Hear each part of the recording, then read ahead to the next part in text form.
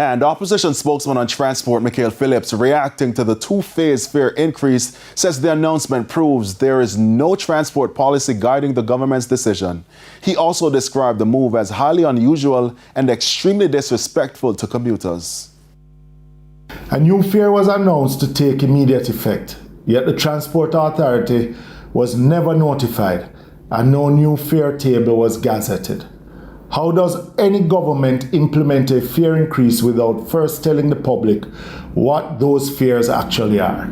This has simply never happened before in the history of public passenger vehicle services in Jamaica.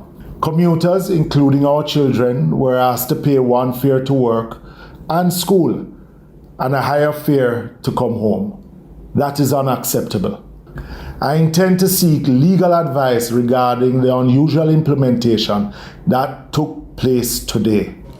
Todd's President Edgerton Newman and Dion Chance, President of the St. James Taxi Association, have confirmed they have not yet received a breakdown of the new fare table.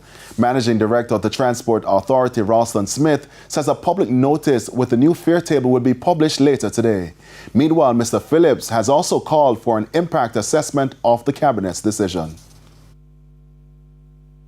I'm also calling on the government to conduct and publish an impact assessment of these new fares on travel costs across both the Kingston Metropolitan Transport Region and rural operations.